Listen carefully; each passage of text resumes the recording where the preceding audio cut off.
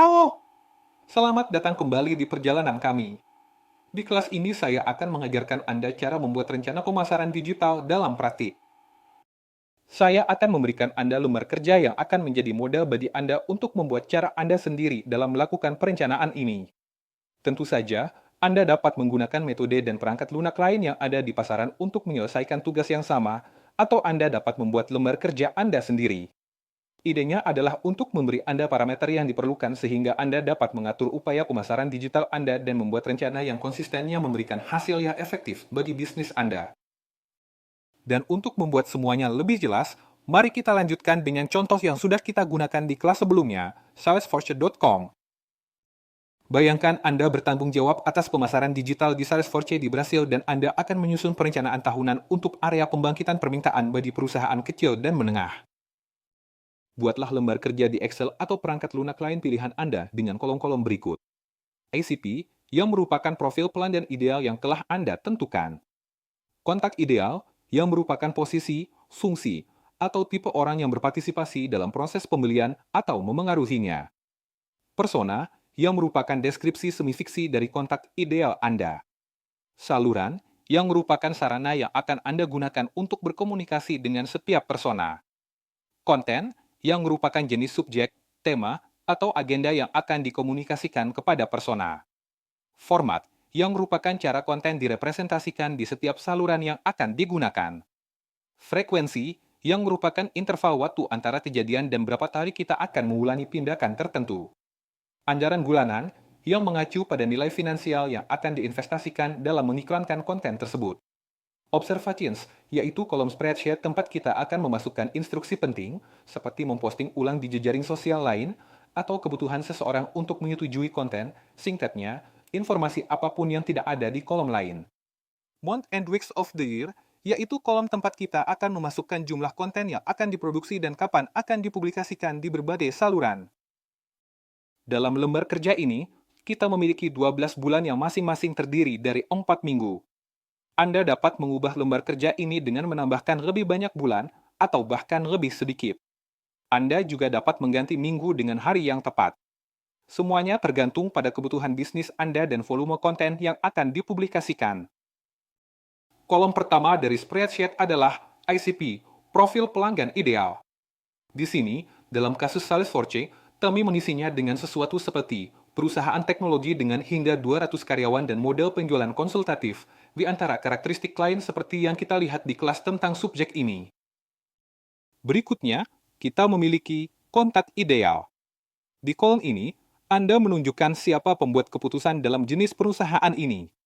Dalam kasus Salesforce, manajer dapat menjadi salah satu kontak ideal ini, karena dialah yang akan melakukan analisis kelihatan teknis perangkat lunak. Oleh karena itu, pendapatnya akan sangat memengaruhi keputusan pembelian. Lalu kita punya persona. Di sini Anda tinggal memasukkan nama persona yang sebelumnya Anda buat, seperti Carlos Silva yang kita bahas di kelas tentang persona. Sekarang mari beralih ke kolom berikutnya dalam perencanaan kita, saluran. Saluran adalah sarana komunikasi digital apapun antara perusahaan atau merek Anda dan audiens Anda, yaitu persona dari setiap profil pelanggan ideal Anda. Disinilah pilihan strategis dimulai, saluran yang berbeda melayani tujuan dan audiens yang berbeda. Mari kita mulai dengan media sosial. Jika bisnis Anda adalah B2C, yaitu ditujukan untuk konsumen akhir, saluran yang paling cocok adalah Instagram, sangat bagus untuk produk visual dan konsumsi cepat seperti mode, kecantikan, dan makanan. TikTok ideal untuk video pendek, kreatif, dan viral yang sering digunakan oleh merek muda dan dinamis. Facebook masih relevan untuk audiens yang lebih tua dan bagus untuk kampanye bertarget melalui grup atau iklan. Pinterest bagus untuk dekorasi, perencanaan pesta, mode, dan konten inspirasional visual. Nah, jika bisnis Anda adalah B2B, yaitu Anda menjual ke perusahaan lain, saluran yang paling strategis adalah LinkedIn sangat bagus untuk membangun otoritas, terhubung dengan para pengambil keputusan, dan menyebarkan konten teknis. YouTube banyak digunakan oleh perusahaan untuk tutorial, webinar, dan konten edukasi.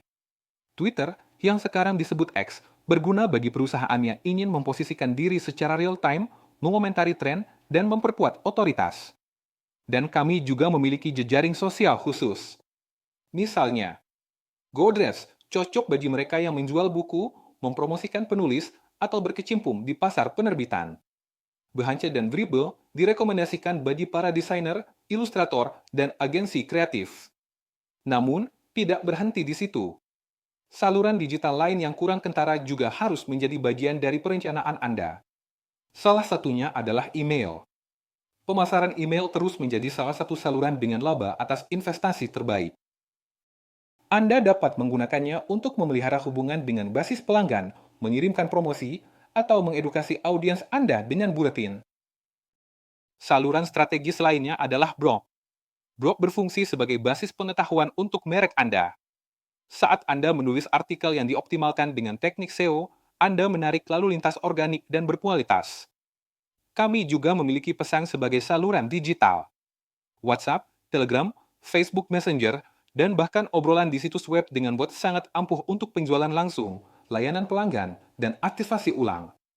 Dan ya, SMS masih digunakan. Perusahaan keamanan, bank, aplikasi transportasi, dan perawatan kesehatan terus menggunakan saluran ini karena tingkat pengiriman dan keandalannya yang tinggi. Dalam kasus Salesforce, karena ini lebih merupakan bisnis B2B, mereka akan menggunakan LinkedIn, blog, pemasaran email, dan YouTube. Namun, mereka juga dapat menggunakan Instagram untuk memperkuat kelembagaan dan WhatsApp untuk konten yang lebih langsung setelah konversi. Berikutnya adalah kolom konten. Kolom ini merupakan inti dari perencanaan. Di sini Anda menjelaskan pokok bahasan, tema, dan agenda yang akan dibahas dengan setiap persona, dalam hal ini, dengan Carlos Silva, Manajer Teknologi. Dengan kolom ini, konten harus berbicara langsung tentang tantangan teknis dan solusi praktis. Misalnya, cara mengintegrasikan CRM dengan sistem internal perusahaan, keamanan dan keandalan di cloud dalam lingkungan penjualan konsultatif, praktik terbaik untuk mengotomatiskan proses antara tim T dan penjualan, kasus penggunaan teknis API Salesforce untuk pengembang, alat tanpa kode dan tanpa kode untuk meningkatkan produktivitas tim teknologi. Anda juga dapat memvariasikan jenis konten di kolom ini dengan peluncuran dan pembaruan produk, perayaan yang terkait dengan teknologi atau inovasi, seperti Eat Day atau acara seperti Web Summit, konten internal tentang budaya inovasi dan transformasi digital, materi edukasi yang lebih luas, seperti white paper, webinar, dan tutorial. Tujuannya di sini adalah untuk menghasilkan nilai RIO dengan topik yang secara langsung menarik minat profil teknis ini dan membantu dalam keputusan untuk membeli atau mengadopsi platform. Sekarang setelah Anda memahami apa itu konten, mari beralih ke kolom berikutnya pada spreadsheet format. Format adalah jenis penyajian konten yang akan Anda publikasikan di setiap saluran. Mari kita lihat beberapa contoh. Di Instagram, format utamanya adalah gambar statis di feed, carousel gambar, Reels, video pendek dengan daya tarik visual, Stories, konten pendek, ideal untuk ditampilkan di balik layar, melakukan jajak pendapat, dan menghasilkan kedekatan. Highlights, bagus untuk menyematkan konten edukasi atau penjualan. Di LinkedIn, formatnya sedikit berbeda. Teks dan artikel panjang untuk menunjukkan pengetahuan. PDF dalam carousel yang berfungsi sebagai presentasi. Video dengan studi kasus atau di balik layar perusahaan. Jajak pendapat untuk menghasilkan keterlibatan dengan komunitas profesional. Di jaringan khusus seperti Goodreads, formatnya berbeda.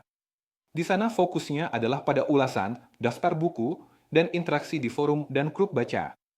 Dalam pemasaran email, Anda dapat menggunakan buletin mingguan atau bulanan, kampanye promosi yang berfokus pada konversi, urutan otomatis seperti sambutan, keranjang yang dipindahkan, atau keterlibatan ulang.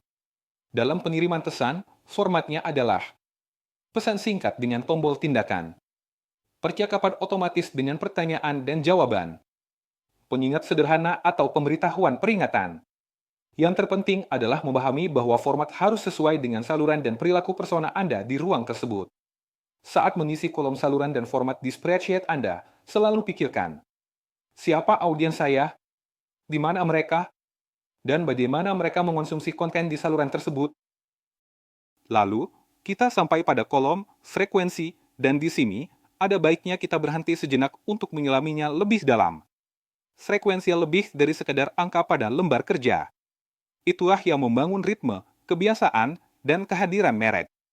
Jika Anda memposting secara acak, audiens Anda akan kehilangan minat atau tidak akan melihat merek Anda secara teratur.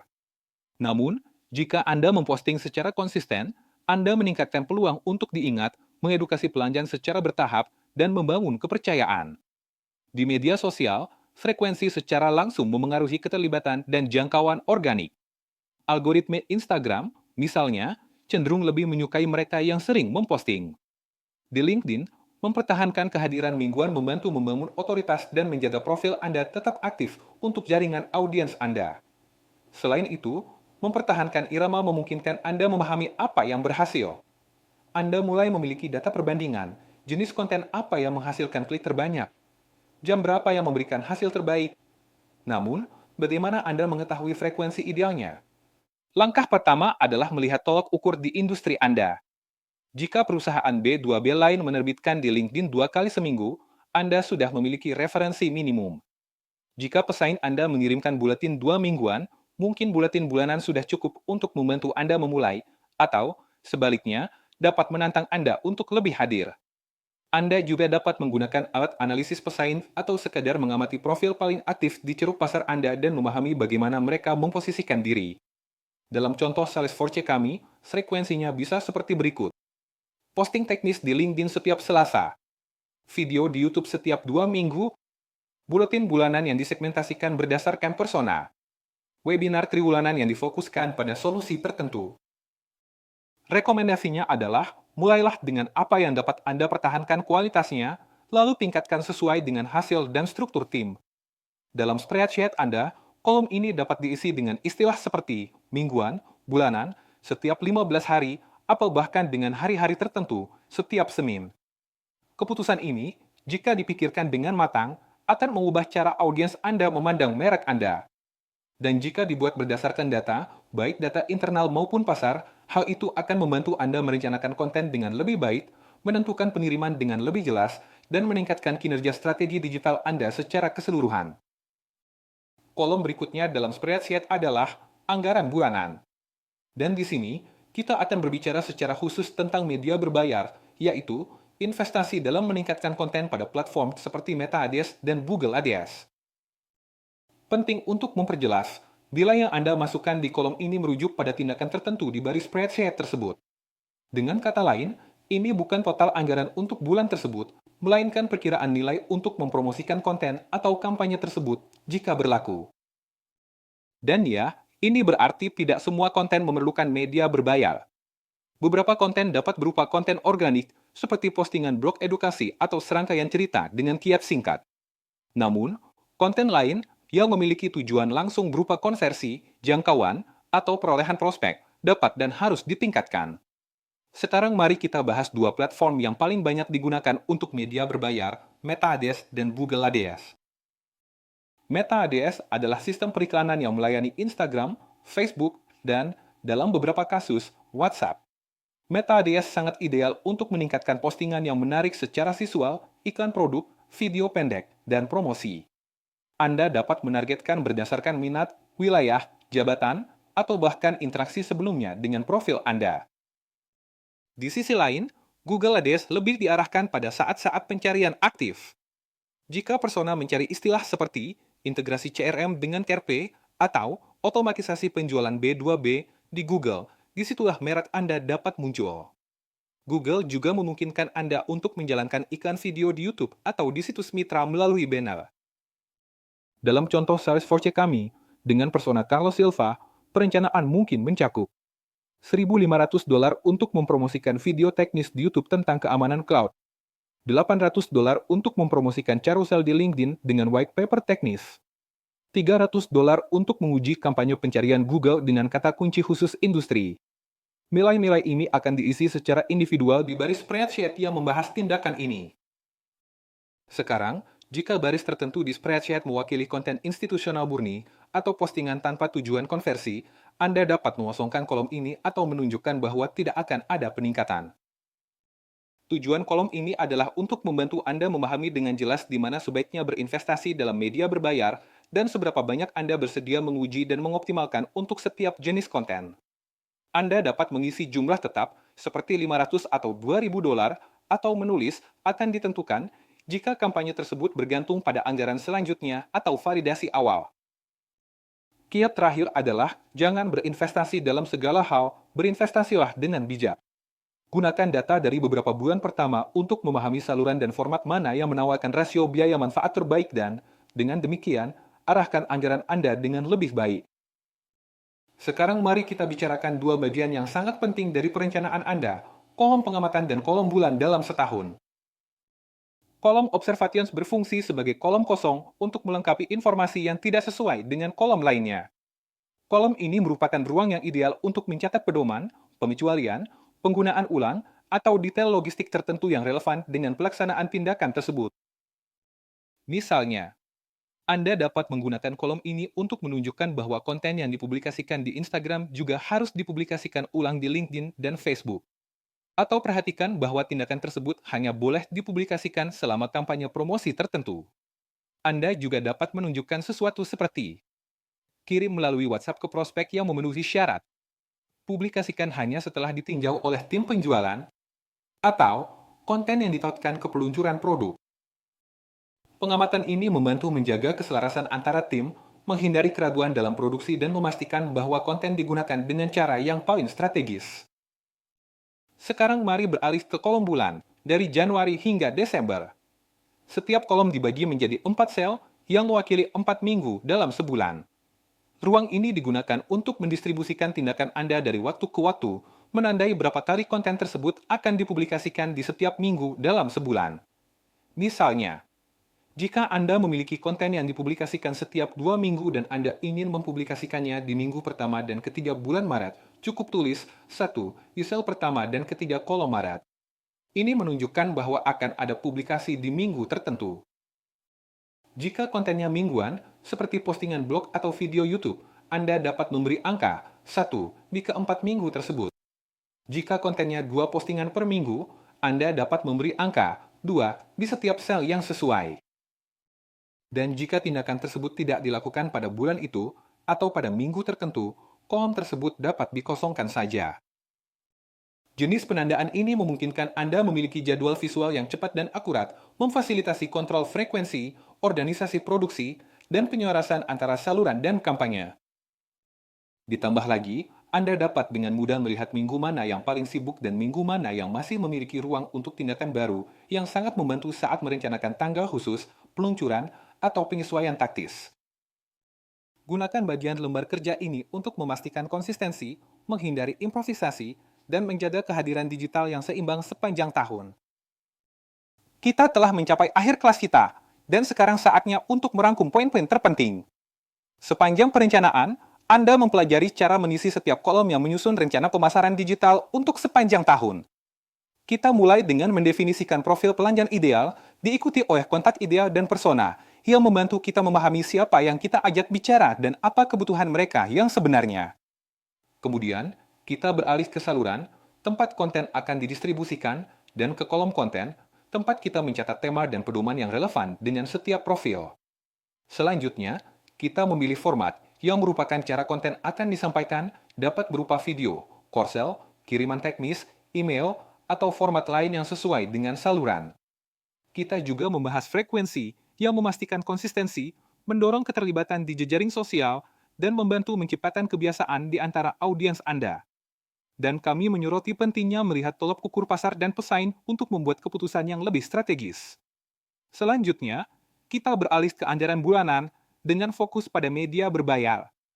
Kami mempelajari cara menunjukkan, baris demi baris, tindakan mana yang akan dipromosikan di platform seperti Meta Ads atau Google Ads, dan bagaimana investasi ini perlu dilakukan dengan sengaja, bukan karena dorongan hati.